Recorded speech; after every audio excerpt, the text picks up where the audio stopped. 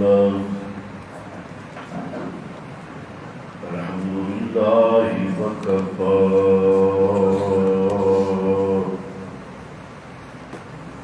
والصلاة والسلام على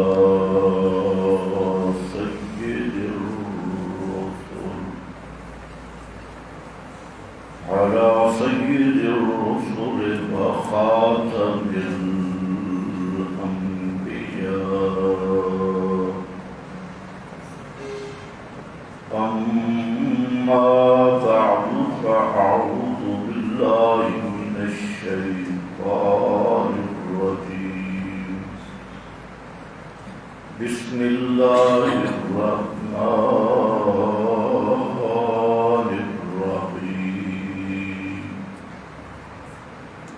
إنك ميت وإنهم ميتون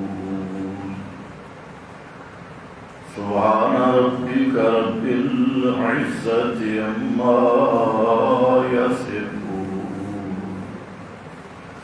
وسلام على المرسلين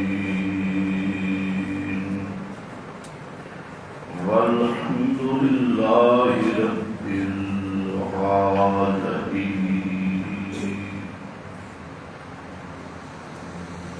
انتہائی قابل قدر بزرگوں اور بھائیوں، اس ماہ ربیع الاول میں جیسے آپ نے گزشتہ بیان میں سنا کہ امام الانبیاء صلی اللہ علیہ وسلم کی ولادت مبارکہ ہوئی ہے، اسی طرح اسی مہینہ ربیع الاول میں نبی پاک صلی اللہ علیہ وسلم کی وفات مبارکہ بھی ہوئی ہے۔ آپ کی ولادت بھی ربیع الاول میں ہے اور وفات بھی ربیع الاول میں ہے۔ لوگ ولادت کا تذکرہ کرتے ہیں کیونکہ وہاں کافی مالی اور دنیاوی فوائد ہیں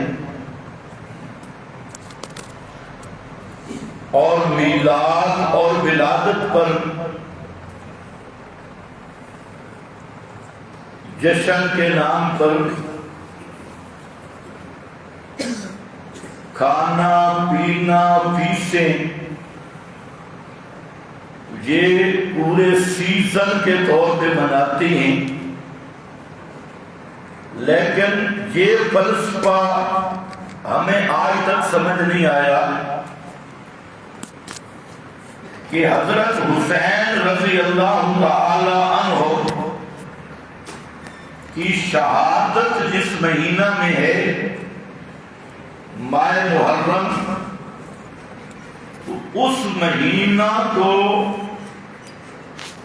انہی عاشقوں نے سوگ کا مہینہ بنایا،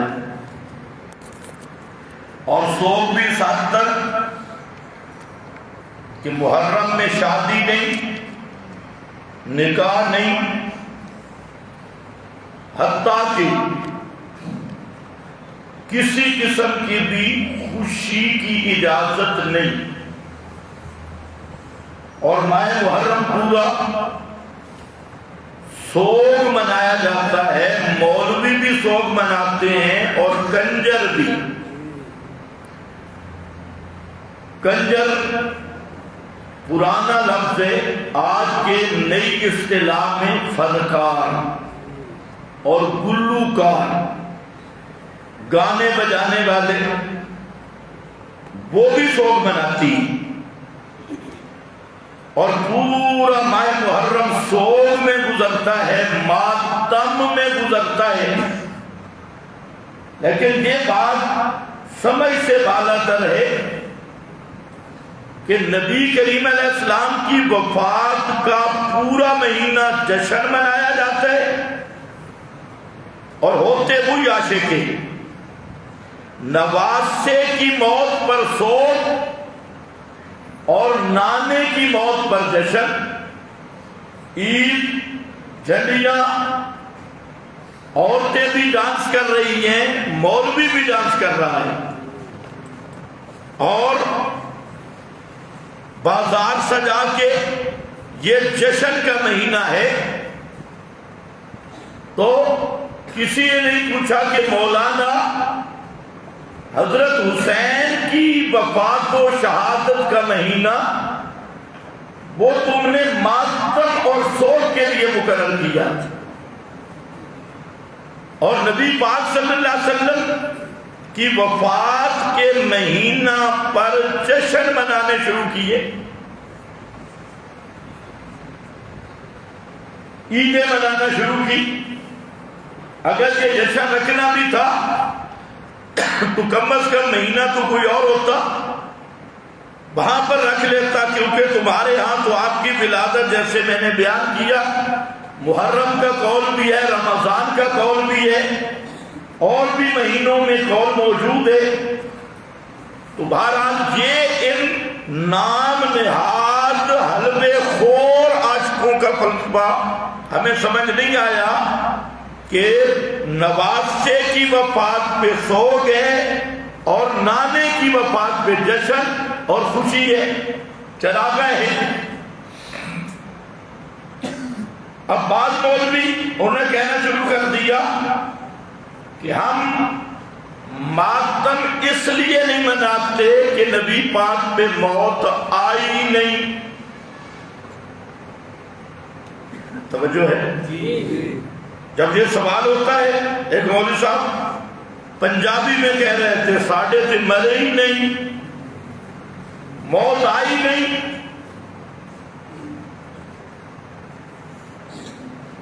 تو انہوں نے موت ہی کا انکار کرنا شروع کر دیا۔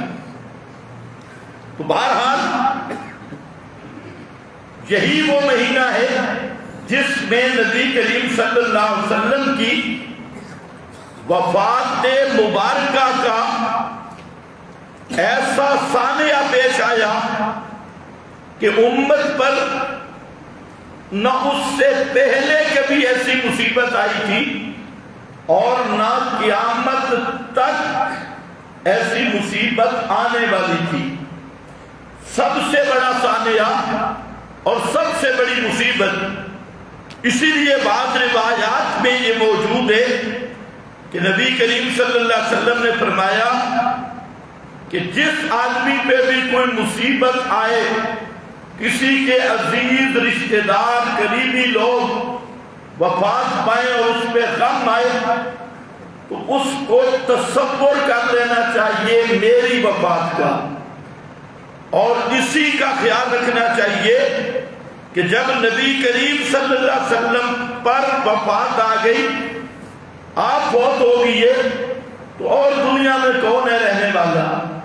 اور جب اتنی بڑی مصیبت امت نے برداشت کی، پیغمبر کریم کی وفات کا صدمہ، تو میرا رشتہ دار، میرا بیٹا، بھائی، بھتیجا، باپ، ماں، اس کی وفات پیغمبر کریم کے اس سانحہ سے بہت کم درجہ رکھتی ہے۔ اس لیے فرمایا کہ اس وقت میرے اس مصیبت کو یاد کرے اور میری اس سانحہ اور اس حادثہ کو یاد کرے تاکہ اس کا غم ختم ہو جائے۔ آپ صلی اللہ علیہ وسلم کی وفات مبارکہ، دو باتیں سمجھ لو۔ ایک یہ جو لوگ کہتے ہیں کہ انبیاء اور اولیاء کے لیے موت کا لفظ نہ بولو، یہ بے ادبی بن جائے گا، گستاخی بن جائے گا۔ اس لیے آپ کے بھی کئی بزدل خطیب وہ جب بیان کرتے ہیں تو کہتے ہیں پردہ فرما گئے، برقع بٹا گئے، پردہ فرما گئے، برقع بٹا گئے. کیوں؟ اگر موت کا لفظ بولنا تو بے ادبی ہو جائے گی، گستاخی ہو جائے گی. یاد رکھو یہ ضلالت پہ مبنی سوچ ہے. نبی کریم صلی اللہ علیہ وسلم کا، حضرات انبیاء کا سب سے بڑا ادب اللہ نے سکھلایا. سب سے بڑا ادب اور احترام و اکرام اللہ رب العزت نے خود سکھلایا کہ پیارے پیغمبر کا ادب کس طرح کرنا ہے. اور اس میں اللہ تعالیٰ نے لا تقولوا رائنا کا عنوان قائم کر کے بتلا دیا کہ کوئی ایسا لفظ نہیں کہنا جس لفظ سے پیارے پیغمبر کی بے ادبی کا کوئی احتمال، کوئی شائبہ ہی نکلتا ہو، ایہام ہی پڑتا ہو. ایسا لفظ بولنے کی اجازت نہیں. وہی اللہ جو یہ ضابطہ بیان کر رہا ہے، وہی رب العالمین بار بار پیغمبر کریم کے لیے موت کا لفظ خود بول رہے ہیں. جو رائنا نہیں کہنے دیتا. اگر موت کا لفظ نبی کے لیے بے ادبی ہوتا تو اللہ تعالیٰ خود کلام پاک میں ارشاد فرماتے، بار بار ارشاد فرمایا سب سے زیادہ.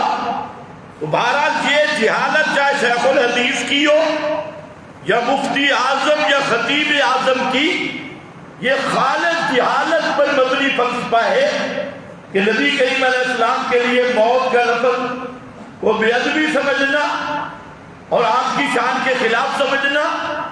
ہاں، موت کا لفظ وہ صرف الہ کی شان کے منافی ہے، الہ کی شان کے، اللہ کی شان کے. اس لیے جہاں مقام الوہیت آیا وہاں اللہ نے موت کی نفی کی.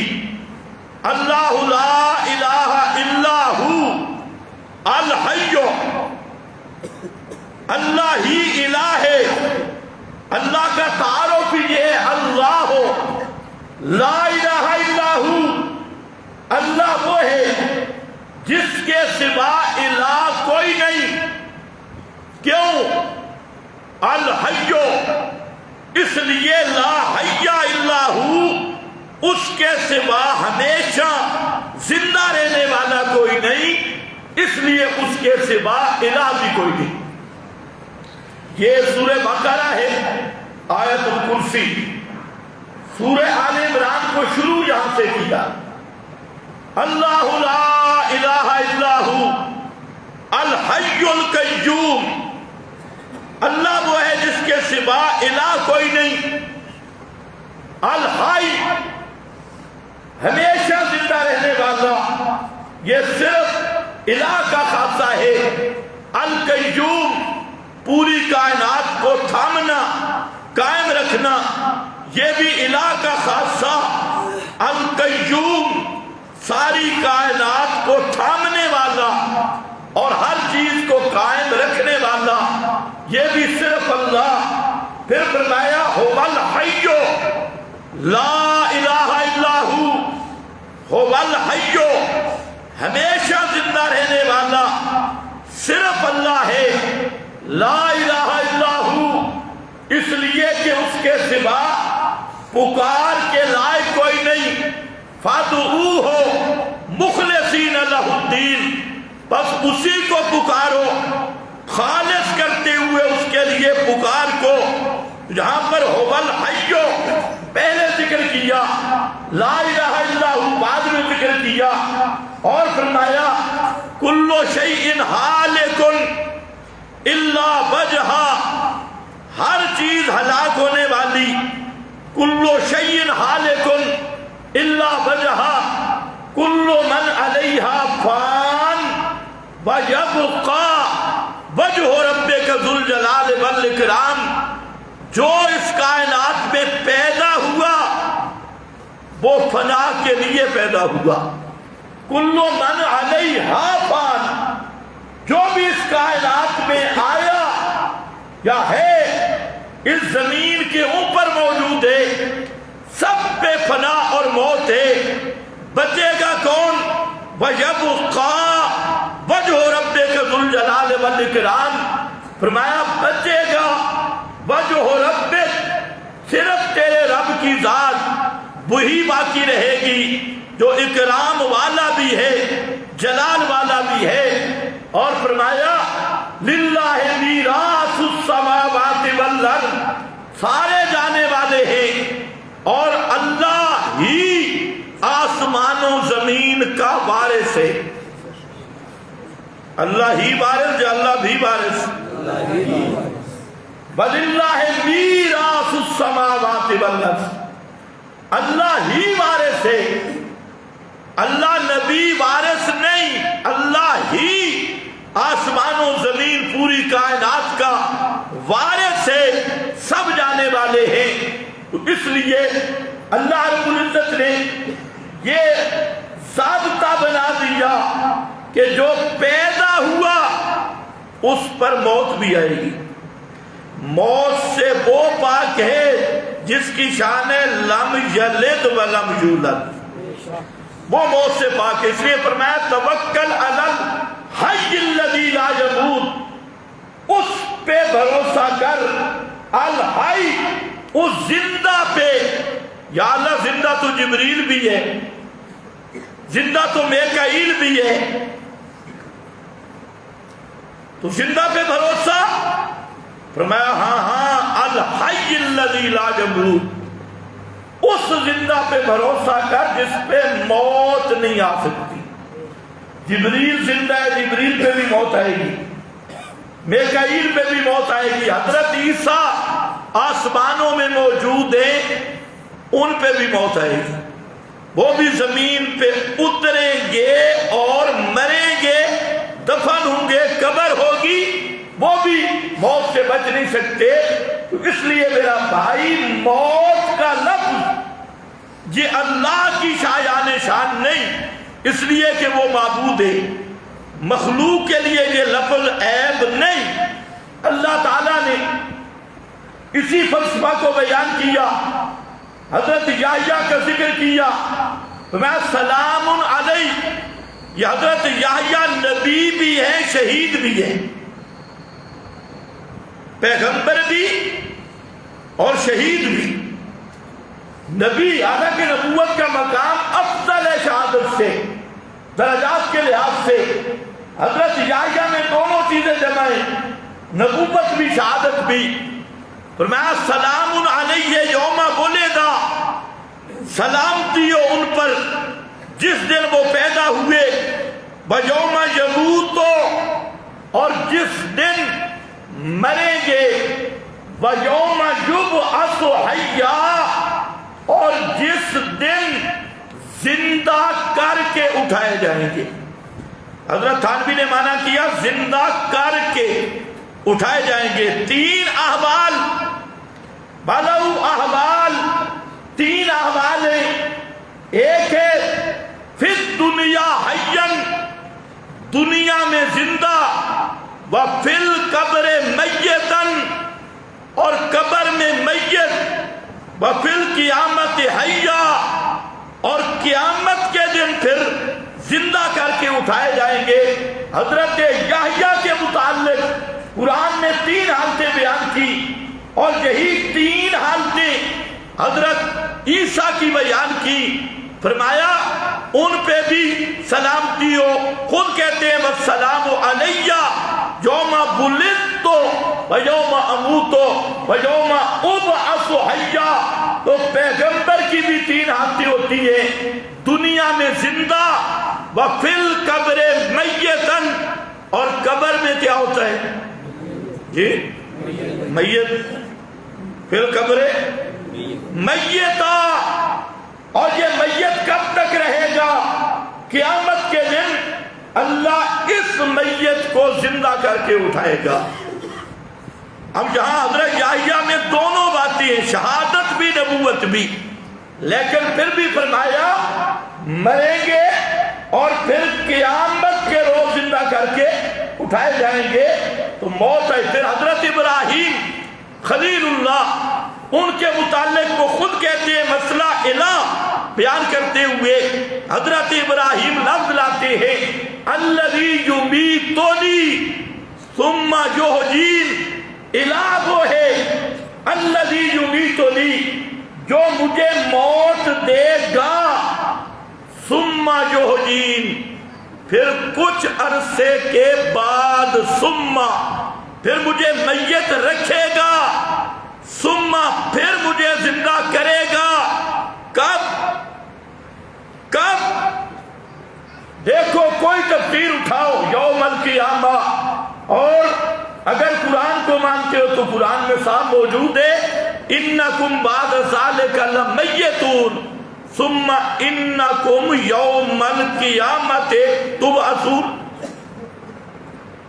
سب کو خطاب کیا۔ یہ پہلا نکتہ تھا، پہلی بات تھی کہ موت انبیاء کی شان کے بھی خلاف نہیں ہے۔ موت کس کی شان کے خلاف ہے؟ صرف اللہ رب العزت کی شان کے خلاف۔ دوسری بات، وفات النبی کے متعلق چند باتیں میں عرض کروں گا، مسئلہ حیات ممات نہیں بیان کر رہا، وہ ہوا اور ہوتا رہے گا۔ نبی کریم صلی اللہ علیہ وسلم کی وفات مبارکہ یہ سب سے بڑی مصیبت تھی امت پر، سب سے بڑا امتحان تھا امت پر، اس لیے اس کو اچانک برداشت کرنا یہ بڑا مشکل تھا۔ تو اللہ رب العزت نے تدریجاً ترتیباً آپ کی وفات برداشت کرنے کے لیے اصحاب رسول کی تربیت کی، اور آپ کی وفات کے علامتیں قائم کی، ایسی علامات مقرر کی۔ اللہ رب العزت نے پیارے پیغمبر نے صحابہ کو وقتاً فوقتاً وہ علامتیں بتائی تاکہ اچانک اگر موت کی اطلاع آئے تو ان کے جگر ہی نہ پھٹ جائیں اور یہ برداشت ہی نہ کر سکے، کیونکہ اصحاب رسول صلی اللہ علیہ وسلم کو سب سے زیادہ محبت تھی نبی کریم صلی اللہ علیہ وسلم کے ساتھ، جس کے ہزاروں واقعات سیرت کی کتابوں میں ہیں۔ بہرحال یہ دوسری بات ذہن میں رکھ لیں، اللہ رب العزت نے بھی نبی کریم علیہ السلام کی وفات کا صدمہ اس کو برداشت کے لیے علامات مقرر کر دی اور ذہن بنایا اور کئی علامتیں مقرر کی۔ مثلا جنگ احد میں جو معروف واقعہ ہے، یہ بھی اللہ کی حکمت تھی کہ خبر مشہور ہو گئی کہ نبی کریم صلی اللہ علیہ وسلم کی وفات ہو گئی، اور وہاں جو ایک دفعہ تو یہ کام ہوا اس افواہ پر یقینی بات نہیں تھی، ایسے کسی نے کہہ دیا تو تھوڑی سی خبر مشہور ہوئی تو صحابہ کرام رضوان اللہ تعالی علیہم اجمعین اس افواہ کو برداشت نہیں کر سکے، اور ان کے ہاتھ کانپنے لگ گئے، پاؤں کانپنے لگ گئے۔ ابھی تو وہ افواہ تھی، کوئی یقین بھی نہیں تھا، ایسے کسی نے خبر اڑا دی، اور وہ بھی چند لمحات کے بعد پتہ چل گیا کہ آپ صلی اللہ علیہ وسلم زندہ موجود ہیں۔ تو ایک عارضی چند سیکنڈوں کے لیے جھوٹی افواہ پھیلی، اور وہاں ذرا مطالعہ کر کے دیکھو کہ اصحاب پیغمبر کا کیا حال ہوا۔ لیکن بہرحال حکمت الہی میں تھوڑا تھوڑا تربیت دی گئی، تدریجاً اس صدمہ کو برداشت کروانے کے لیے۔ میرے پاس بخاری شریف ہے، اور اس میں امام بخاری رحمت اللہ علیہ نے جہاں 3 دفعہ باب لایا ہے عنوان وفات النبی کا،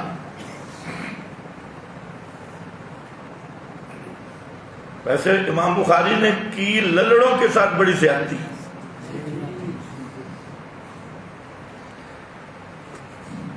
آج کل کیا کہتے ہیں؟ اے منکر حدیث ہے جی، منکر حدیث، دور بے ایمانو، حدیث مانتے تم نہیں۔ یہ آج میں جو حدیثیں پڑھوں گا نا، تم اپنے باپ سے منواؤ، اور بخاری کی تم حدیثیں سن نہیں سکتے، تمہیں بخار ہو جائے۔ تمہارا شیخ الحدیث بھی یہاں آ کے بخار میں مبتلا ہو جاتا ہے۔ یہ پراپاگنڈا چھوڑ، میں بارہا کہہ چکا ہوں، بخاری اصح الکتب بعد کتاب اللہ الباری، امام بخاری امیر المومنین فی الحدیث، یہ بارہا کہہ چکا ہوں۔ اس لیے عباء الکلاب پر گزارا کرنے والے، تیری تو گھٹی میں جھوٹ اور تہمتیں، جیسے ابو جہل، ابو لہب، عتبہ، شیبہ کے مزاج میں بہتان تراشی، تہمت اور جھوٹ تھا۔ تمہارے ہمارے مخالفین کے حصہ میں بھی صرف وہی چیز آئی، بک بک کریں گے، جھوٹ بولیں گے، اور اللہ کے فضل سے ہم کسی پہ جھوٹ نہیں بولیں گے، نہ کبھی بولا نہ بولیں گے۔ ہم جو وہ بات کریں گے جو ان میں ہوگی، اور ہمارے مخالف ہمیشہ جھوٹ بولے گا، بکواس کرے گا، اور ایسی چیزیں ہمارے ذمہ لگائے گا جو ہمارے وہم و گمان میں بھی نہیں، جن کے متعلق ہم نے سوچا ہی نہیں۔ تو یہ پچھلے دنوں پھر بعض یہودیوں کا پراپاگنڈا چلا، اور جی یہ بخاری کو نہیں مانتے۔ بے ایمانو، تم مانتے ہو بخاری کو؟ جی حدیث کو نہیں مانتے۔ میں نے کہا ہم حدیث پیغمبر کو مانتی ہے، جھوٹے راویوں کی روایتوں کو نہیں مانتے، محمد مصطفیٰ کے فرمان کو مانتے ہیں۔ محمد بن مروان جیسے کذاب، محمد بن اسحاق جیسے بے ایمان، واقدی اور اس طرح کے جھوٹے کذاب، شتام، بے ایمان راویوں کی بنائی ہوئی روایتیں وہ ہم نہیں مانتے۔ جو محمد مصطفیٰ کے فرمان کا منکر ہے وہ تو مسلمان ہی نہیں ہے۔ خیر، لیکن امام بخاری رحمہ اللہ نے 2 دفعہ صراحتاً، ایک دفعہ ضمناً، 3 دفعہ باب قائم کیا وفات النبی کا۔ اور آپ ان لڑوں سے بھی پوچھو، 3 دفعہ وفات النبی، وفات النبی، وفات النبی، اور 1 دفعہ بھی باب قائم نہیں کیا حیات النبی۔ پتہ نہیں تمہیں سمجھ بھی آئی؟ پھر امام بخاری ہمارا ہے یا ان کا ہے؟ 3 دفعہ وفات النبی اور 1 دفعہ بھی حیات النبی کا باب نہیں۔ اتنی بڑی زیادتی ہے۔ تو ان میں تو اگر شرم ہوتی تو کسی گٹر میں چھلانگ لگا کے مر جاتے کہ تم کس منہ سے بخاری کا نام لیتے ہو؟ 3 مرتبہ وفات النبی کا باب لائی، اور جس روایت پہ تمہیں ناز تھا، مردے سنتے ہیں، مردے سنتے ہیں، مردے، امام بخاری نے اس کو بھی مقید کر دیا۔ اور تمہاری وجہ سے باب یہ نہیں قائم کیا، باب سماع الموطا، امام بخاری نے سماع الموطا کا رد کیا اور اس کی تردید میں باب قائم کیا کہ کوئی بے ایمان اس کرا نیال والی روایت سے عادتاً سماع نہ نکال لے۔ اس لیے امام بخاری نے وہاں اس کو خاص کیا بعد میں خفق النیال کے ساتھ، اور تنبیہ کی کہ کوئی لوسی یہ نہ سمجھ لے، یہاں سے کتاب نہ لکھ مارے اور رسالے نہ شائع کر دے سماع الموطا فلانا۔ فرمایا کوئی عادتاً سماع شماع نہیں، تو وہ تو عادتاً سماع کی نفی کی ہے اس بات میں۔ خیر، بہرحال آ جاؤ۔ امام بخاری رحمت اللہ علیہ نے پہلی دفعہ باب قائم کیا نبی کریم علیہ السلام کی وفات کا، اور آیت کیا ذکر کی؟ سب سے پہلے آیت انک میت و انہم میتون. یہ آیت لکھ رہا ہے. کون لکھ رہا ہے؟ آج تو یہ آیت شیخ الحدیث بھی سنے تو اس کا وضو بھی خطا ہو جاتا ہے. یہ آیت کیوں پڑھی اور ہمیں کہا گیا اب یہ آیتیں کیوں پڑھتی ہیں؟ ایک مولوی صاحب کہہ رہا تھا اللہ تجھے کہہ سکتا ہے تم کیوں کہتے ہو انک میتون و انہم میتون؟ مماتی کیوں پڑھتی ہیں؟ میں کہا ذرا پہلا مماتی تو بخاری ہے.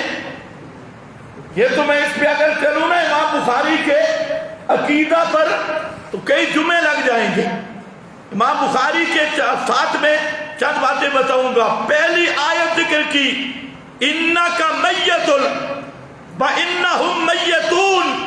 اے پیغمبر آپ نے بھی مرنا ہے اور انہوں نے بھی مرنا ہے. انہوں نے بھی مرنا ہے. انک میت و انہم میتون. آج ملا کہتا ہے یادگار خطبات اٹھا بڑے ایک ٹانگ پہ تقریریں کرنے والا مولوی وہ کیا کہتے ہیں وہ جی آیت نازل ہوئی تو نبی پاک زندہ تھے یا میت؟ آگے ہم کہتے تھے زندہ تھے تو کہتے پھر تو یہ حیات النبی کی دلیل ہوئی. طرز اسلام پہ دیکھو جب آیت نازل ہوئی آپ زندہ تھے یا میت؟ یہ زندہ تھے. پھر تو کس کی دلیل ہوئی؟ حیات النبی کی. ہے بے ایمانہ حیات النبی کی. میں نے کہا ان الساعۃ آتیۃ قیامت آنے والی ہے. جب یہ آیت نازل ہوئی قیامت آ چکی تھی یا نہیں آ چکی تھی؟ تو پھر تجھے قیامت کے نہ آنے کی دلیل ہے. کیسا استدلال ہے؟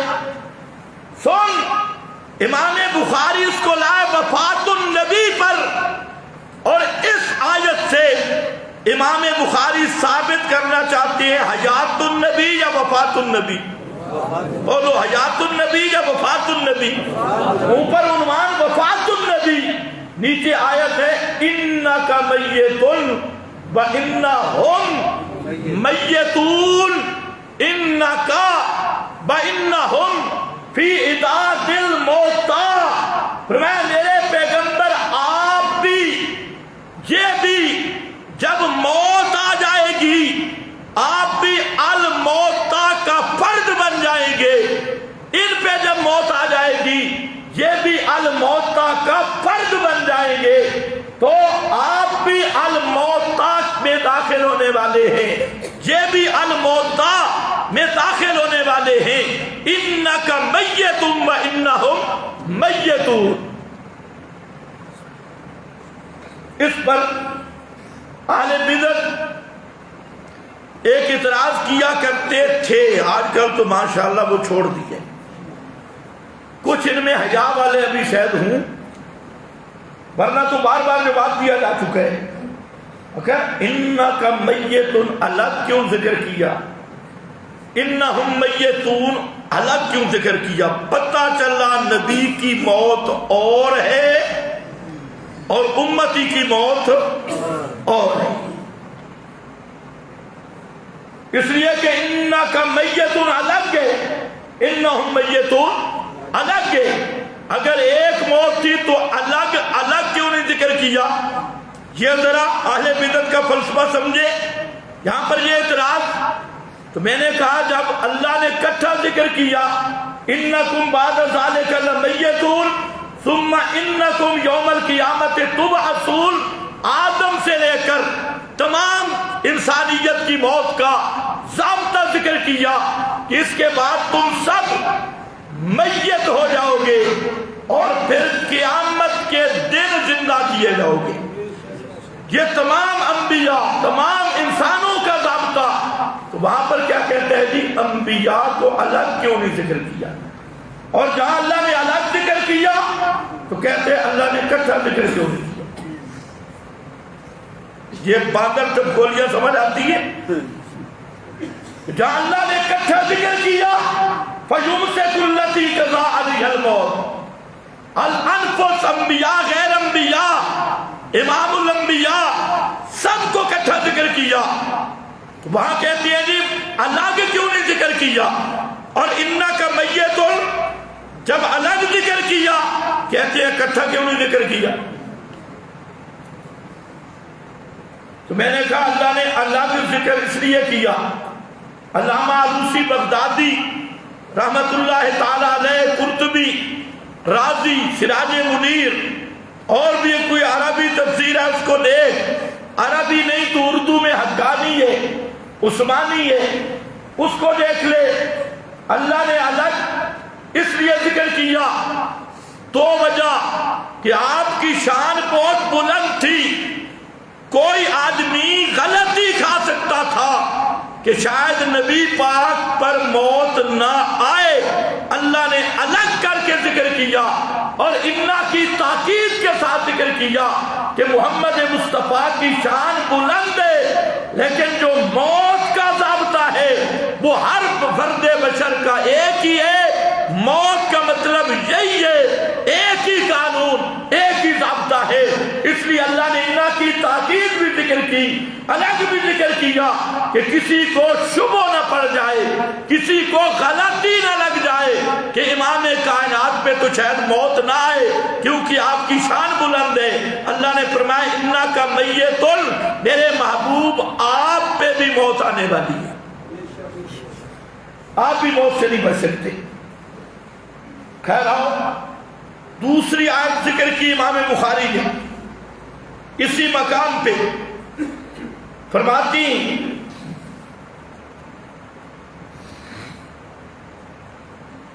آیت اتری اذا جاء نصر اللہ والفتح.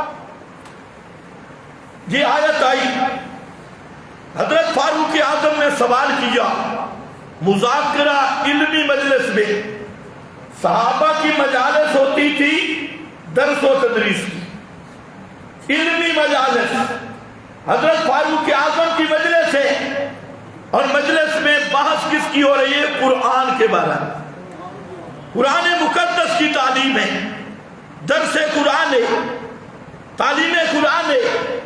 اور آج کے سوپر انہوں نے کیا مجلس کیمپ کی ذکر جاری کی. ایک پنڈت درمیان میں بیٹھے ہیں، باقی گرو اردا گرد بیٹھے اور لیٹے بند ہے، اور کوئی ناک سے، کوئی گلے سے، اور کوئی کسی چیز سے لگتا ہی نہیں کہ یہ انسان کے بچے ہیں. اب ان سے کوئی پوچھے بھی تمہارا یہ طریقہ کہاں سے آیا؟ کہتے ہیں بابے کو الہام ہوا ہے. یہ بابے کا الہام، اور میں نے کہا الہام نہ کہ یہ بابے تیرے کو وسوسہ آئے ہیں. الہام خیر کی چیز کو کہتے ہیں اور وسوسہ من الشیطان. چلو بات سے بات میں نکل نہ جائے، ورنہ تو حضرت عبداللہ بن مسعود کی جہاں وہ جو روایت ہے نا کہ حضرت عبداللہ بن مسعود کو شاگرد نے، شاگرد بھی کون؟ حضرت ابو موسیٰ اشعری رضی اللہ تعالیٰ عنہ. صبح صبح حضرت ابن مسعود کے دروازے پہ رش لگ گیا. صبح کی نماز سے پہلے حضرت عبداللہ بن مسعود جب باہر نکلے، انہوں نے کہا حضرت ہم آپ کی انتظار کر رہے ہیں، ایک مسئلہ پیش آ گئی ہے. صحابہ کی احتیاط بھی دیکھو. ایک مسئلہ پیش آیا. انہوں نے کہا کیا حد سے؟ فرمایا میں نے مسجد میں دیکھا کچھ صوفی وہاں کٹھے بیٹھے حلقہ بنا کے گول دیرے میں، اور ایک ان میں کہتا ہے جی 100 دفعہ کہو لا الہ الا اللہ، 100 دفعہ سبحان اللہ، 100 دفعہ الحمدللہ. آگے انہوں نے کوئی سرکوڑ رکھے ہوئے، پتھریاں یا گگڑے ہیں کھجور کی وہ رکھی ہوئی ہے، اور وہ پڑھ رہے ہیں لا الہ الا اللہ، لا الہ الا اللہ، سبحان اللہ، الحمدللہ. یہ مسجد میں یہ ذکر جاری شروع ہوئے. حضرت عبداللہ بن مسعود نے فرمایا حضرت ابو موسیٰ اشعری کو، پھر آپ نے دیکھ کے انہیں کوئی بات کی؟ انہوں نے کہا جی میں تو کوئی بات نہیں کی، میں آپ سے پوچھنے آیا ہوں کہ ان کا کیا کروں. سبحان اللہ. یہ ہے نبی کے صحابہ. آج مولوی کہتے ہیں حرج کیا ہے، تاں کیڑی گل نہیں. ہر روز دین صبح بڑھاؤ شام بڑھاؤ، آگے چپرے پیچھے چپرے، اذان میں چپرے، نماز میں چپرے، فرضوں میں چپرے، نفلوں میں چپرے، مہینوں میں چپرے، دنوں میں چپرے، یہ ساری چپرے اور بدریاں، اس کو کیا نام ہے جی؟ بدعت حسنہ۔ کیا بات؟ میں نے ایک بریلویوں کے بڑے مولوی کو کہا، مشورہ دیا، میں نے کہا یار بدعت تو تم کرتے ہو اور ساتھ کہہ بھی دیتے ہو کہ یہ بدعت حسن ہے، تو بدعتی تو ہو تم، اور جو بے ایمان بننا تھا وہ تو بن چکے ہو، اور ہمارے کہنے سے تم بدعتیں چھوڑتے بھی نہیں، جو لعنت لینی تھی لے رہے ہو۔ لیکن میرا ایک مشورہ ہے کہ یا تو بالکل بدعتیں چھوڑ دو، اذان پیغمبر والی، جنازہ پیغمبر کریم والا، نمازیں جو سنت سے ثابت ہے، یا تو بدعتیں چھوڑ دو۔ لیکن اگر تم بدعتیں نہیں چھوڑتے تو کم از کم اتنا کر لو کہ تمہارے بھائیوں نے اذان کے درمیان میں ٹکڑے بڑھائے، تم بھی درمیان میں بھی اضافہ کرو۔ تمہیں سمجھ کوئی نہیں، ان کو مشورہ دو، درمیان میں اضافہ کرو۔ وہ کیا کہتے ہیں؟ اشہد ان علی ولی اللہ۔ میں نے کہا تم کہو اشہد ان ابا بکر ولی اللہ قاتل المشرکین امیر المومنین خلیفتہ بلا فصل۔ بھائی سچ تو ہے نا، یہ سچ ہے کہ نہیں ہے؟ بھائی شیعہ اذان میں بدعت بھی کرتا ہے، جھوٹ بھی بولتا ہے، اور بدعتی ہونے میں تم برابر ہو۔ یار وہ جھوٹ انہوں نے ملایا، تم سچ ملا دو، کوئی پوچھے تو کہہ دو، حرج کیا ہے؟ ہم نے کوئی جھوٹ بولا ہے؟ اشہد ان ابا بکر ولی اللہ امیر المومنین قاتل المرتدین خلیفتہ بلا فصل۔ یار ہے تو سچ نا، تم بے ذوق ہو، تمہیں سمجھ بھی نہیں آ رہی۔ مجھے کہتے ہیں نہیں اس پہ بریلوی ہماری قوم نہیں مانے گی۔ میں کیوں نہیں مانے گی؟ تمہارے پاس جو دلیل زبردست ہے، یہ درمیان میں ایک چپر لگاؤ اور کہہ دو اس میں حرج کیا ہے، منع دکھاؤ، حرج کیا ہے؟ وہ شیعہ جھوٹ بول رہے ہیں، ضرورت بھی ہے، انہوں نے حضرت صدیق والی صفات حضرت علی میں مان لی ہے، خلیفتہ بلا فاصل، اور تم یہی بات حضرت صدیق اکبر کے لیے کہو۔ بھائی سچ تو بنے نا، ہوگا تو سچ، رہ گئی بدعت، تم بدعتوں سے باز کب آنے والے ہو؟ جہنم تو تم نے ویسے ہی جانا ہے۔ تو شروع میں بڑھایا تو درمیان میں بھی بڑھاؤ۔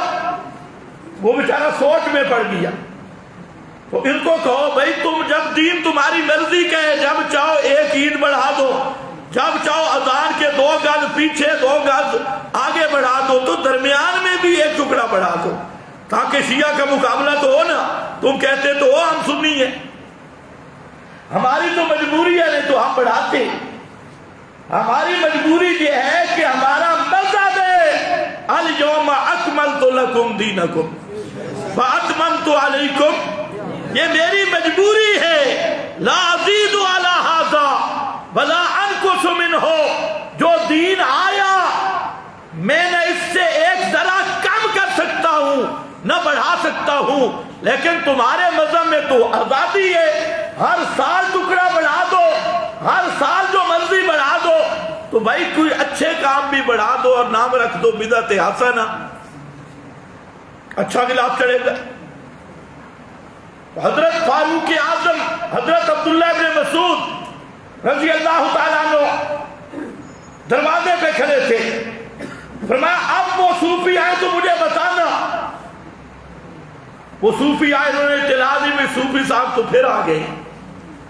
حضرت عبداللہ ابن مسعود نے ڈنڈا لیا، مسجد میں تشریف لے گئے اور پوچھا او صوفیو کیا کر رہے ہو؟ انہوں نے کہا جی یہ کوئی ماڑا کام ہے، کوئی غلط کام ہے، ہم لا الہ الا اللہ پڑھ رہے ہیں، سبحان اللہ الحمدللہ، اس پہ ہم نے ہلکا بنا رکھا ہے، یہ کوئی غلط کام نہیں ہے۔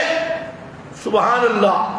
حضرت عبداللہ ابن مسعود نے فرمایا اے لوگو جانتے ہو میں کون ہوں؟ واہ عبداللہ. نبی کریم علیہ السلام نے فرمایا حضرت عبداللہ ابن مسعود کی پنڈلی سے کپڑا ہٹا تو ان کی پنڈلیاں کمزور تھی. تو بعض لوگ ہنس پڑے کہ یہ اس کا وجود کمزور ہے.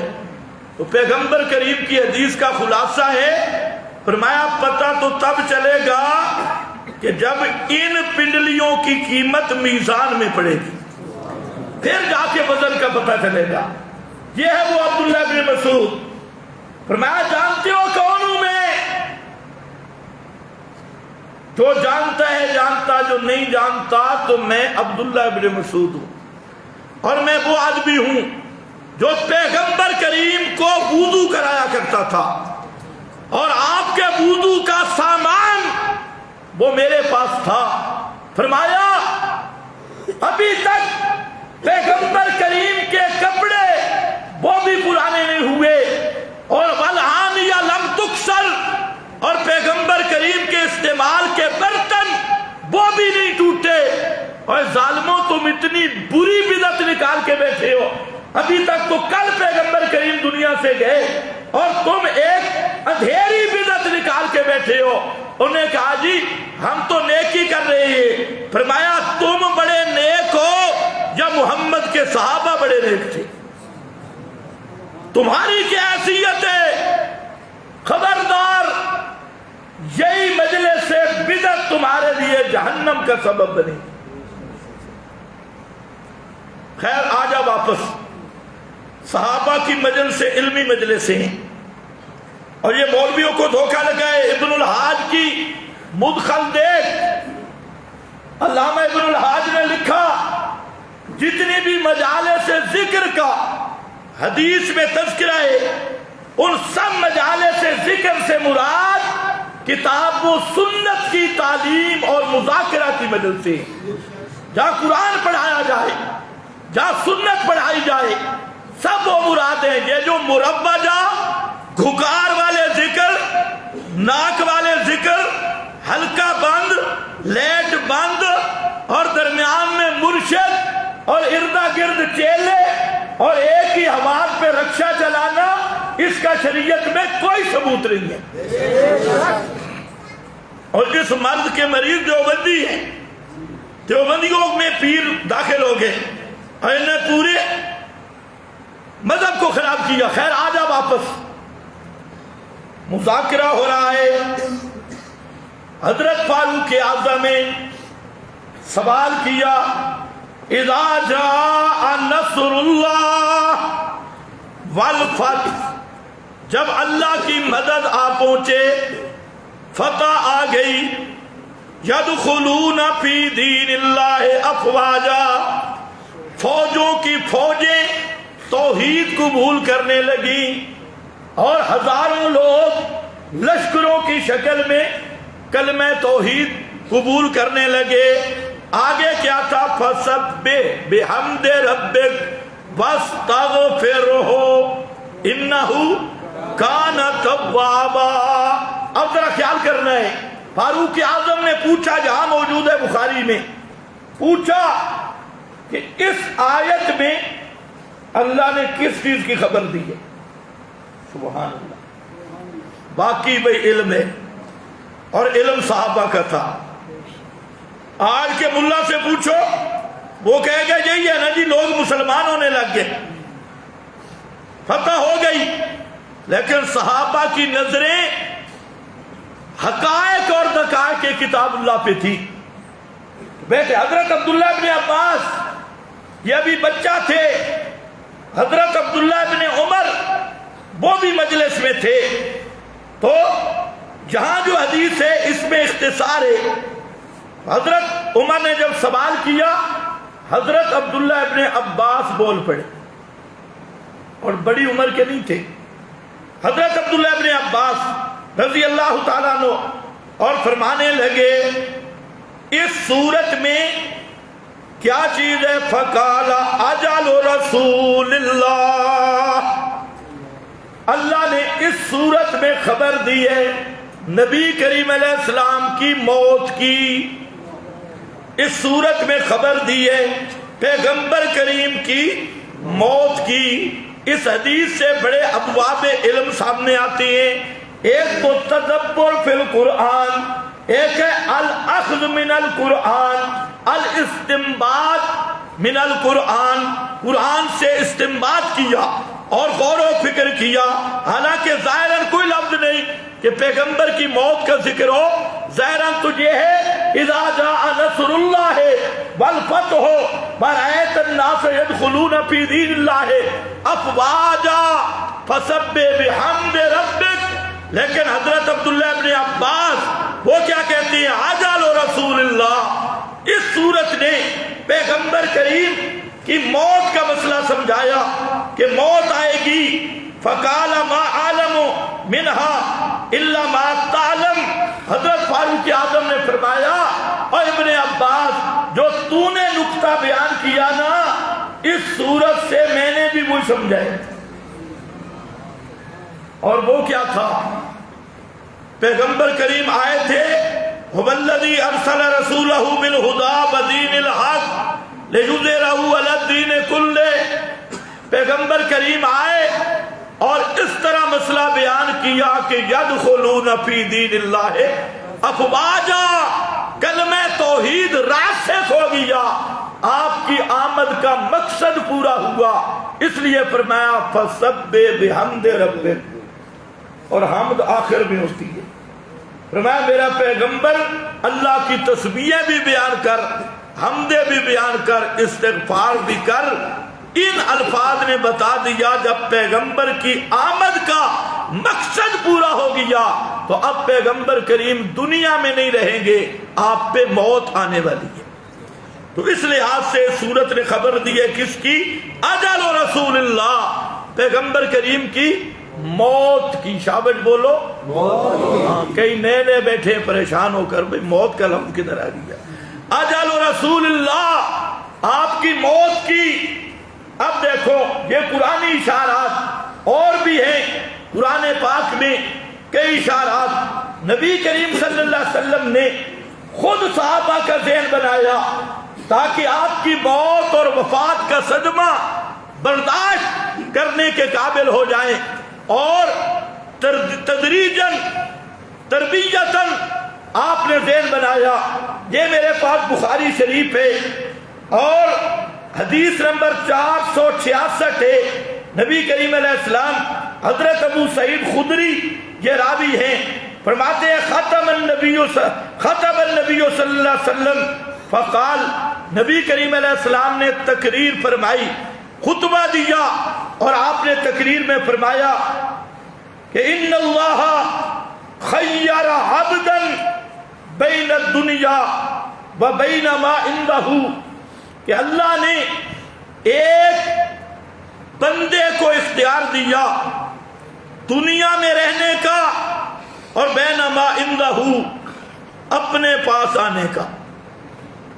یہ تقریر کی نبی پاک صلی اللہ علیہ وسلم نے کہ ان اللہ خیر عبدا، ایک بندے کو اللہ نے اختیار دیا کس چیز کا؟ دنیا میں رہنا چاہتا ہے یا میرے پاس آنا چاہتا ہے. فاختار ما عند اللہ، فاختار ما عند اللہ، تو اس بندے نے اللہ کے پاس جانے کو ترجیح دی، اس کو پسند کیا. بس یہ آپ نے خطبہ دیا. فبکا ابو بکر رضی اللہ تعالیٰ عنہ فقلت فی نفسی ما یبکی ھذا الشیخ. تو حضرت صدیق اکبر نے جب سنا، صحابہ کا ذرا علم دیکھو، آپ کیا فرمایا؟ ان اللہ خیر عبدا، کسی کا نام لیا؟ ان اللہ خیر عبدا، اللہ نے ایک بندے کو اختیار دیا بین الدنیا و بین ما عنده، دنیا میں رہنا چاہتا ہے یا اس کے پاس جانا چاہتا ہے. اتنے لفظ کہے فبکا ابو بکر، ابو بکر صدیق رو پڑے. فبکا ابو بکر، تو جب صرف اتنا سن کر رو پڑے، جب آپ جس دن آپ پہ موت آئی اس دن صحابہ کا کیا حال ہوگا؟ اتنی بات سن کے ابو بکر صدیق رو پڑے. اور اس سے بھی پوچھ، اور جشنی حلوائی ملا دن تو صحیح منتخب کر۔ میں نے شروع میں بھی کہا نواسے کی شہادت پہ ماتم اور نانے کی وفات پہ خوشیاں، جشن، اور جشن بھی پیغمبر کی وفات پہ، اور پوچھنے والا بھی نہیں، سارے کہتے ہیں سبحان اللہ، جو نہیں مناتے یہ دشمن ہے۔ سن میرے نبی کے صحابہ تو آپ کے جدائی، موت کے خبر کو بھی برداشت نہیں کر سکتے، ابھی تک تو ہم ممبر پہ ہیں۔ اور حضرت صدیق فبقا، رو پڑے، اور روتے ہوئے یہ کہتی ہے حضرت ابو سعید خدری کہ میں نے دیکھا بھئی یہ بوڑھا کیوں رو رہا ہے؟ آپ نے تو کسی بندے کی بات کی، عبدن، یہ شیخ کیوں رو رہا ہے؟ ابو بکر رضی اللہ تعالیٰ عنہ کیوں رو رہا ہے؟ فَقُلْتُ فِي نَفْسِي مَا يُبْكِي هَذَا الشَّيْخ، اس شیخ کو کس چیز نے رلایا؟ إِن يَكُنِ اللَّهُ خَيَّرَ عَبْدًا بَيْنَ الدُّنْيَا وَبَيْنَ مَا عِندَهُ فَاخْتَارَ مَا عِندَ اللَّهِ، کہتے ہیں یہ تو ہمیں بعد میں پتہ چلا، فَكَانَ رَسُولُ اللَّهِ هُوَ الْعَبْدُ، آپ نے جس بندے کی بات کی تھی وہ خود رسول اللہ صلی اللہ علیہ وسلم تھے، جن کو اختیار ملا۔ اور آگے دیکھنا، وَكَانَ أَبُو بَكْرٍ أَعْلَمَنَا، اور صحابی کہتا ہے ہم سب صحابہ میں سے ابو بکر صدیق سب سے بڑے عالم تھے اور رمز رسول کو جاننے والے تھے۔ ہمیں سمجھ نہیں آئی یہ عبدن کون ہے، لیکن ابو بکر صدیق اس نے رسول کے اشاروں کو سمجھ لیا، رمز پیغمبر کو سمجھا۔ تو خیر فرمایا جب حضرت صدیق روئے تو نبی کریم صلی اللہ علیہ وسلم نے حضرت صدیق کی طرح متوجہ ہوتے ہوئے، یاد رکھنا یہ آپ کا آخری خطبہ ہے، اس خطبہ میں اسی مسجد نبوی میں پیغمبر کریم نے فضائل ابو بکر شروع کر دی، حضرت صدیق کے فضائل، اور کیسی فضیلت بیان کی۔ فرمایا اے لوگو بلو کنتم متخذا ان امن الناس علی فی صحبتی ومالہ، ابو بکر سنو، امن الناس یہ لفظ ذرا سمجھنا ہے، امن الناس کا معنی سب سے زیادہ احسان کرنے والا، سب سے زیادہ احسان کرنے والا۔ پیغمبر کریم نے فرمایا لوگو تم میں سے سب سے زیادہ احسان کرنے والا میرے ساتھ وہ ابو بکر صدیق ہے۔ ان امن الناس فی مالہ فی صحبتہ ومالہ، سنگت میں اور مال کے خرچ کرنے میں سب سے زیادہ امن ہے، اس میں تفضیل، اور ابو بکر صدیق کے لیے جو بھی سیغہ آیا ہے وہ اس میں تفضیل ہی کا آیا ہے، اور علماء جانتے ہیں اسی تفضیل ہی کو افضلیت کہتی ہے۔ اسی تفضیل ہی کا نام کیا ہے؟ بولو کیا ہے؟ جلدی بولو، لیٹ نہ ہوں۔ امن الناس، امن اتقا، قرآن نے کہا الاتقا، سب سے بڑا متقی۔ امن الناس ابو بکر، اتقى الناس، اتقى الصحابہ ابو بکر، اور اسی حدیث میں ہے اعلمنا، سب سے بڑا عالم بھی ابو بکر صدیق۔ اشجع الناس بعد نبیہا ابو بکر، افضلہا بعد نبیہا ابو بکر، افضل کا لفظ بھی ابو بکر کے لیے، امنا کا لفظ بھی ابو بکر کے لیے، اتقا کا لفظ بھی ابو بکر کے لیے، اعلم کا لفظ بھی ابو بکر کے لیے۔ جتنے تفصیل اور فضیلت کے سیغے تھے وہ سارے جمع ہیں کتاب و سنت کی روح سے ابو بکر صدیق کے لیے۔ اور پیغمبر کریم نے یہ بات تقریر میں کر دی، یہ میں نے اس لیے بات کہہ دی کہ آج قبر پرستوں کے دو ٹولے بن گئے، ایک وہ کینیڈا کا قذاب پادری، اس نے کہہ دیا کہ علی صدیق سے افضل ہے، اسی طرح اور ان کے ساتھ کے رضا خانی مل گئے، اور یہ کتابیں مناظرے ہو رہے ہیں کہ افضل حضرت علی ہے یا حضرت صدیق۔ میں نے کہا اور 11ویں خورو، تم ان باتوں میں نہ پڑھو، تمہیں اللہ نے علم کا تمہیں مسی نصیب نہیں ہوئی، تم انہی پہ باس کرو، مردے کا کفن کیسے چرانا ہے، گل کیسے پڑھنا ہے، 40واں اور ختم کیسے پڑھنا ہے، 11ویں کا حلوہ اور دودھ کیسے بٹورنا ہے، اور ربیع الاول کی فیسیں کیسے لینی ہے۔ اور ظالموں علمی مسائل میں نہ آؤ، ورنہ قرآن کا فیصلہ بھی، محمد مصطفیٰ کا فیصلہ بھی، سب صحابہ کا فیصلہ بھی، اور حضرت علی المرتضیٰ کا فیصلہ بھی ہے کہ علی سے بھی ابو بکر صدیق افضل ہے اور سارے صحابہ سے بھی افضل ہے۔ بے شک۔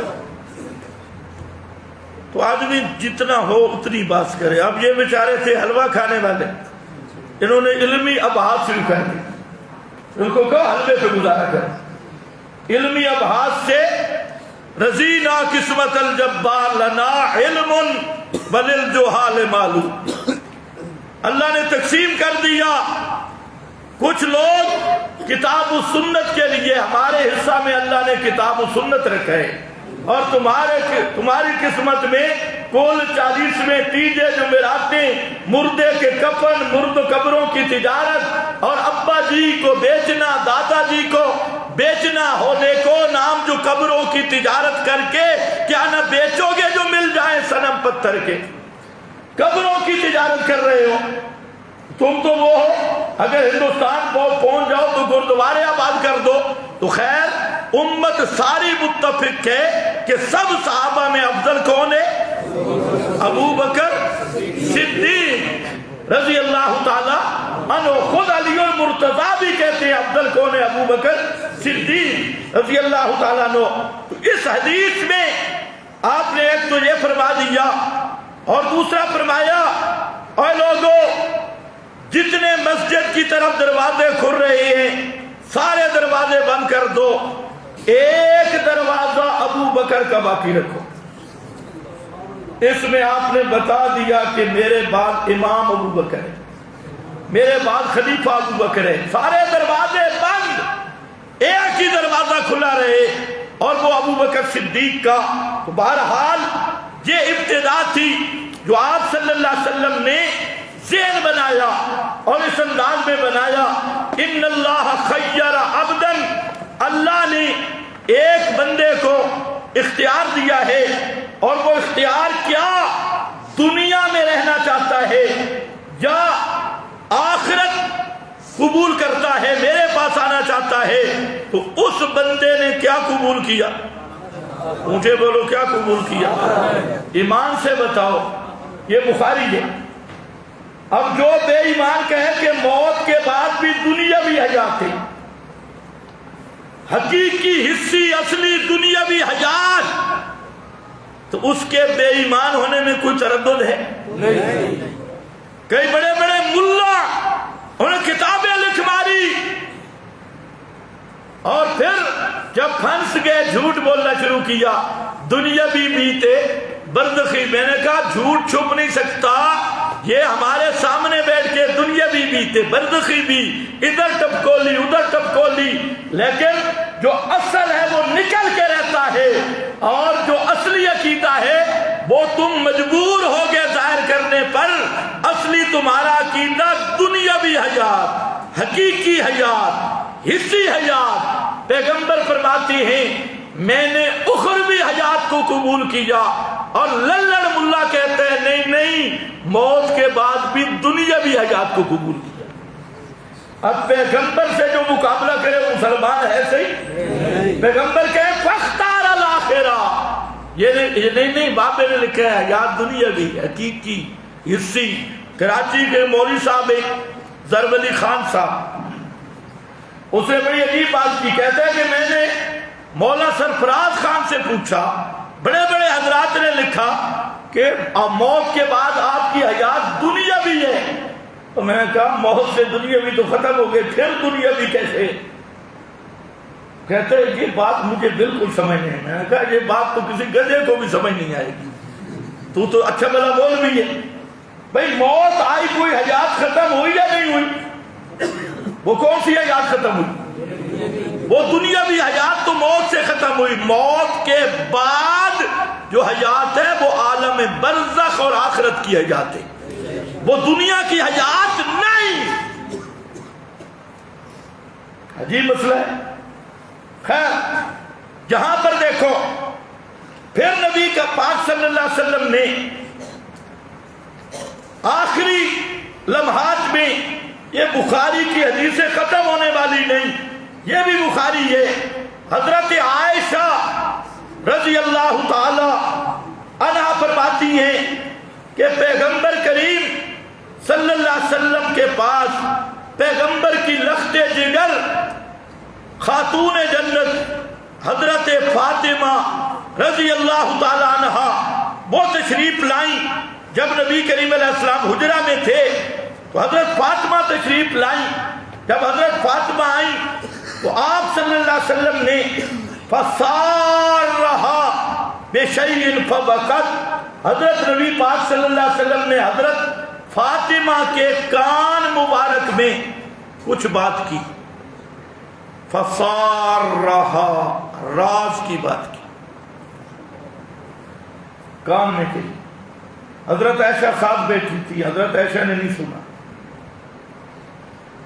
اللہ کرے تمہیں سمجھ جائے جی، حضرت عائشہ سے بڑا بھی کوئی ولی ہے؟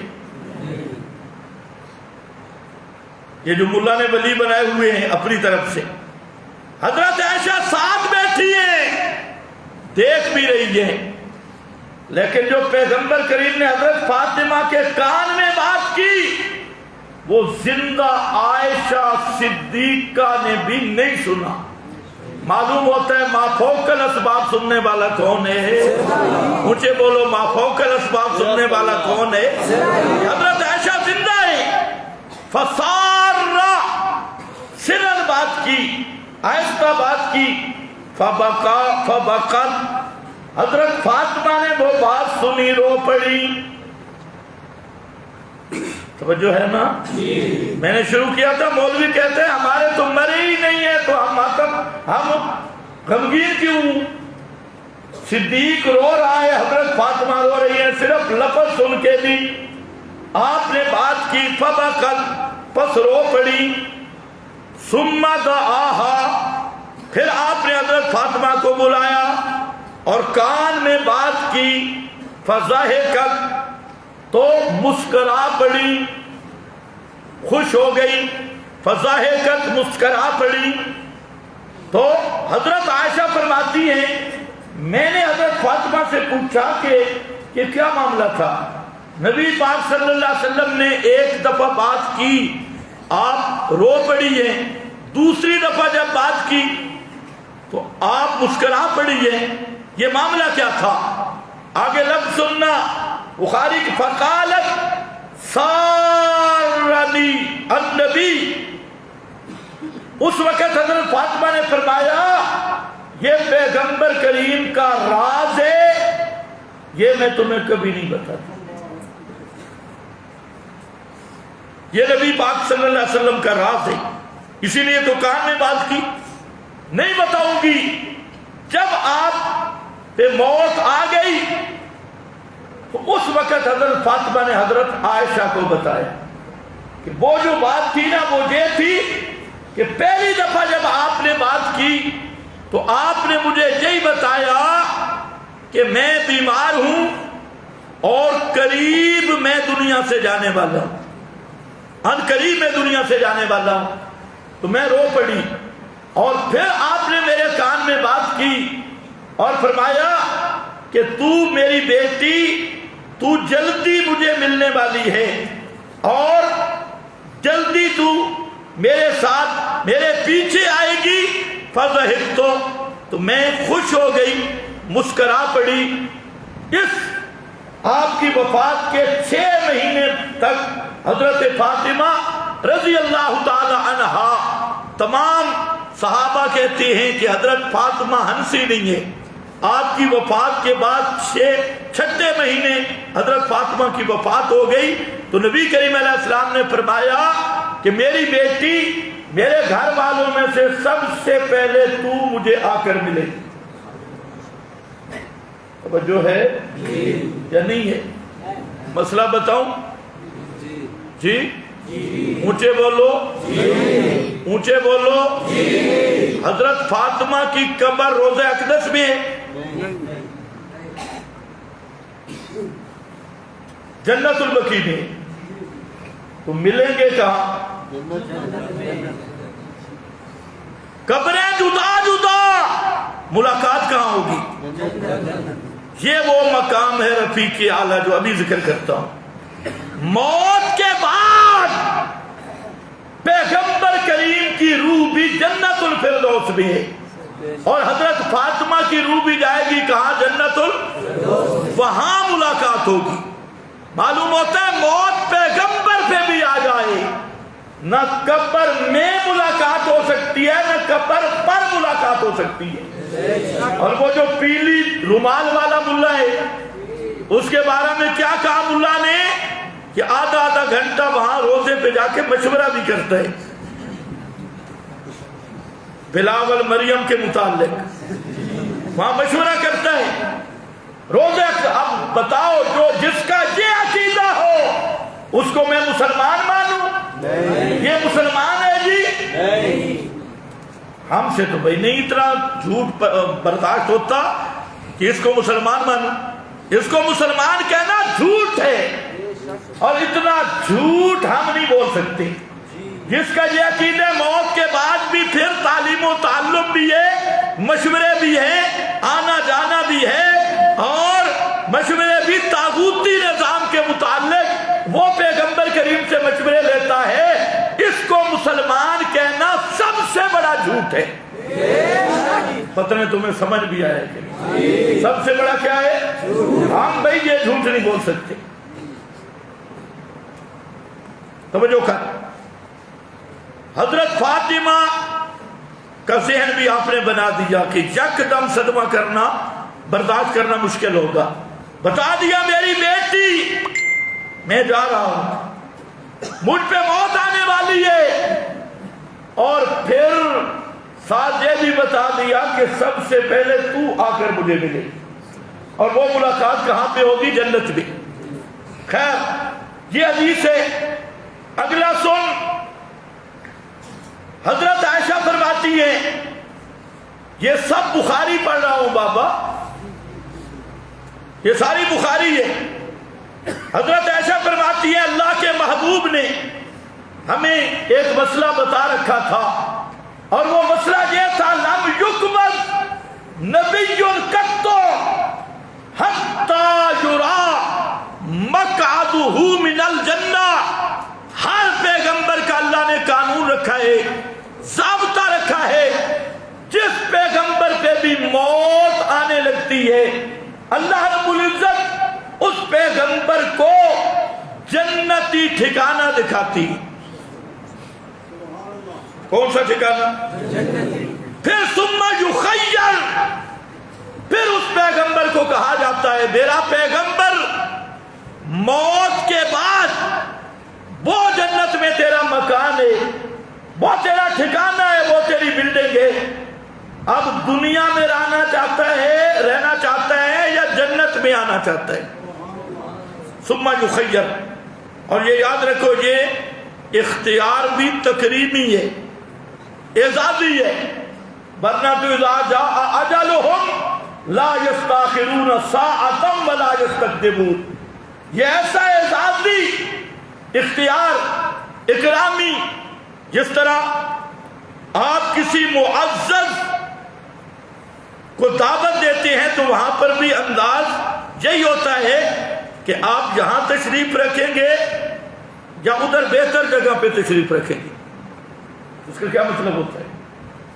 دعوت ہے نا یار. ایسے سمجھ نہیں آئی تو یوں سمجھو جب ارواح شہداء جنت میں ہوتی ہے ان کو جنت کی نعمتیں ملتی ہیں، اللہ پوچھتے ہیں حال تشتہون شیئا، کسی چیز کی ضرورت ہے، حالانکہ اللہ کو تو پتہ ہے کہ ان کو سب کچھ ملا ہے. یہ ہوتا ہے اکرام اور تکریمی کلمات، اعزازی کلمات. تو پیغمبر کو یہ اعزاز ملتا ہے، اس جنتی ٹھکانے پہ آنا چاہتا ہے یا دنیا میں رہنا چاہتا ہے. تو پیغمبر دنیا کو چھوڑ کے کس کو پسند کرتا ہے؟ حضرت عائشہ فرماتی ہے جب پیغمبر کریم نے اپنی انگلی مبارک چھت کی طرف کی، نحو سقف البیت، اوپر کی، ہاتھ اٹھا کے بار بار کہنا شروع کیا، اللہم الحقنی بالرفیق الاعلی، اے میرا اللہ مجھے رفیق اعلیٰ پہنچا دے. اللہم انی اسألک الرفیق الاعلی، اللہ میں تجھ سے رفیق اعلیٰ مانگتا ہوں. کون سا رفیق اعلیٰ؟ مع الذین انعم اللہ علیہم من النبیین والصدیقین والشہداء. اے میرا اللہ جہاں اور انبیاء کی ارواحیں، شہیدوں کی روحیں ہیں، مومنین کی روحیں ہیں، جہاں میرے بدر کے شہید موجود ہیں، احد والے موجود ہیں، مجھے بھی ان کے پاس لے چل. یہ کلمات کس نے کہے؟ امام الانبیاء صلی اللہ علیہ وسلم. دنیا کا کوئی پنڈت ملا اس حدیث کی سند پہ اعتراض کر، صحیح اور صاف روایت، لیکن یہ روایت مانتا نہیں ہے. بخاری، مسلم، موطا، مالک، اور الٹا ہمیں کیا کہتے ہیں؟ یہ منکر حدیث ہے جی، یہ حدیث نہیں مانتے. ہے حدیث کون مرثیہ، اور ایک نہیں پورا مضمون ہے، متواتر مضمون. تو فرمایا پیغمبر کریم نے کدھر ہاتھ مبارک کھڑا کیا؟ چھت کی طرف، سقف البیت. اور پھر کیا مانگا؟ اللہم الحقنی بالرفیق الاعلی اولئک الذین انعم اللہ علیہم من النبیین والصدیقین والشہداء والصالحین.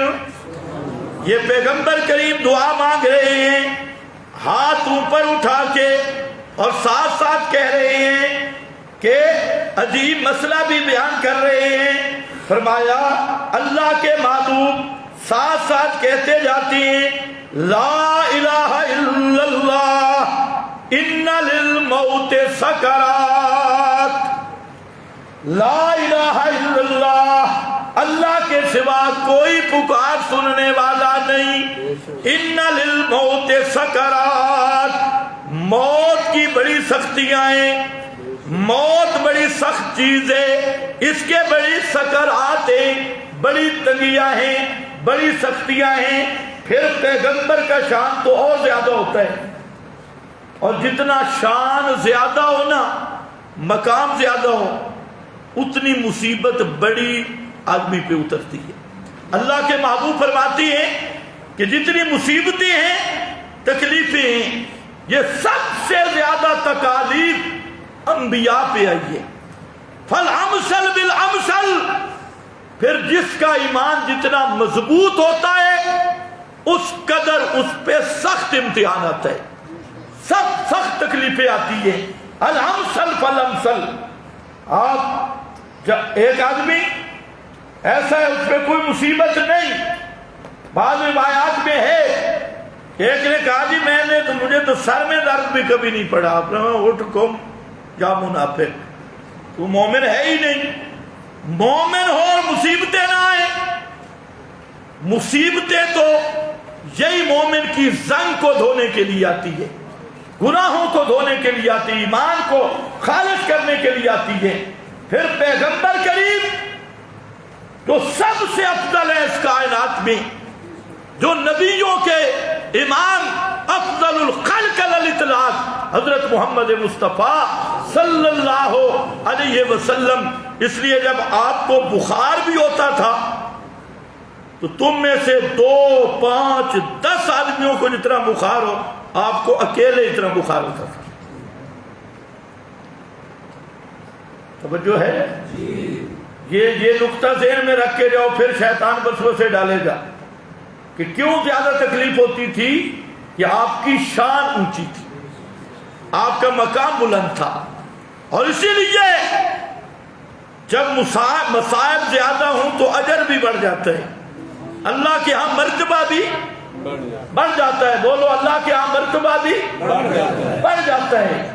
تم نے تو الٹا مسئلہ سمجھے ہوئے بھائی نیک آدمی پہ مصیبت آتی کوئی نہیں، اسی لیے اسی سے تو یہ نتیجہ نکلا کہ جو نیک آدمی ہے یہ حاجت روا ہوتی ہے، مشکل کشا ہو، یہ دوسروں کی مصیبتیں ٹالتی ہیں۔ اللہ نے فرمایا پوری سورت اس پہ نازل کی، پوری قرآن پاک کی ایک سورت آئی جس میں مسئلہ یہ رکھا، فرمایا او مشرکو، اور جن کو تم پکار رہے ہو ان پر تو سب سے بڑی مصیبتیں ہیں، وہ تو خود مصیبتوں میں پھنسے ہیں۔ داؤد کو دیکھ لو، حضرت سلیمان کو دیکھ لو، حضرت یونس کو دیکھ لو، حضرت ایوب کو دیکھ لو، اور جن نیک لوگوں کو تم کہتے ہو حاجت روا مشکل کشا، اللہ نے پوری سورت نازل کی کہ ان پہ تو سب سے زیادہ مصائب آئے، مشکلیں آئیں، جو خود مشکل میں پھنسے وہ دوسروں کا مشکل کشا نہیں ہو سکتا، اور دوسروں کا مشکل کشا نہیں ہو سکتا۔ اسی لیے اللہ نے فرمایا یمسسک اللہ بضر فلا کاشف لہ الا ھو وَإِن يُرِدْكَ بِخَيْرٍ فَلَا رَادَّ لِفَضْلِهِ۔ اے میرے پیغمبر، اگر آپ کو بھی کوئی دکھ پہنچ جائے، تکلیف پہنچ جائے، نہ آپ اس کو ہٹا سکتے ہیں، نہ کائنات میں کوئی دوسرا اس کو دور کر سکتا ہے۔ دور کرنے والا کون ہے؟ تو موت کے جو سکرات ہوتی ہیں نا، یہ سب کو ہوتی ہے۔ آج کل لوگ یہ سمجھ لیتے ہیں کوئی آدمی بیچارہ موت میں اگر اس کو سکرات الموت زیادہ ہو، موت کی تنگیاں، موت کی سختیاں، تو تم کیا سمجھتے ہو یہ تو بڑا پکڑا ہوا آدمی ہے جی، اس کی تو روح نکل ہی نہیں رہی، کہتے ہو نہیں کہتے؟ بولو نا، بولو ختم کرو، ٹائم اوپر ہے، کہتے ہو؟ یہ غلط فہمی دور کر لو۔ جو مصیبت ہمیں نظر آ رہی ہے، جہاں تک ہماری نظر جا رہی ہے، یہ مصیبت ہوتی ہے رفع درجات کے لیے، بشرطے کہ ہو مومن اور مباحث۔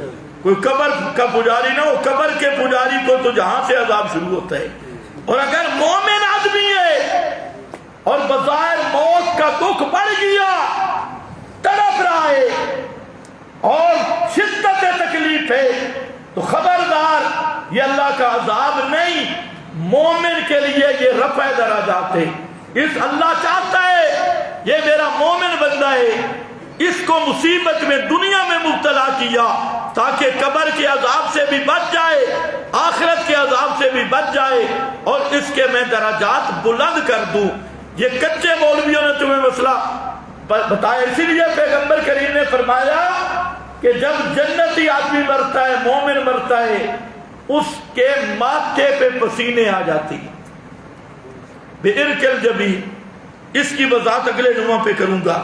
بہرحال یہ بات پیغمبر کریم پہ بھی موت کی سختیاں، بولو نا، یہ تو اگلی حدیث میں نے نہیں پڑھی۔ حضرت عائشہ فرماتی ہے کہ رسول اللہ صلی اللہ علیہ وسلم پر موت کے سکرات اس قدر تھے کہ آپ کے علاوہ کسی پر بھی میں نے ایسے سکرات نہیں دیکھے، کسی بخاری نہیں، اور اس سے کوئی الٹا نتیجہ نکالے، میں نے وجہ بیان کر دی کہ پیغمبر کی شان بلند تھی، عظمت بلند تھی۔ جب شان بلند تھی تو ہر میدان میں تکلیف بھی اتنی زیادہ، جتنا اللہ کا جو مقرب ہے اس پہ امتحان بھی اسی نوعیت کا ہوتا ہے اور اسی قدر کا ہوتا ہے، اور تکالیف بھی اسی پہ۔ یہی تو اللہ نے مسئلہ بیان کیا، الہ وہ ہے جس پر تکلیفیں نہیں آتی، مشکل کشا وہ ہے جو مشکل میں نہیں پھنستا، حاجت روا وہ ہے جو حاجتوں میں نہیں پرستا. اور یہ مسئلہ ملا اس لیے بیان نہیں کرتا اگر یہ آپ کی وفات کا پس منظر بیان ہو کہ پیغمبر کریم پہ بھی سکرات الموت، موت کی سختیاں، اور آپ بھی فرماتے ہیں لا الہ الا اللہ ان للموت سکرات، تو پھر حاجت روائی، مشکل کشائی لسوڑی شاہ کی کدھر بچے گی اور ہمارے پیروں کی مشکل کشائی کدھر بچے گی؟ بہرحال وقت ختم ہے. اسی ٹاپک کو آئندہ جمعہ پر یہاں سے شروع کریں گے. باخر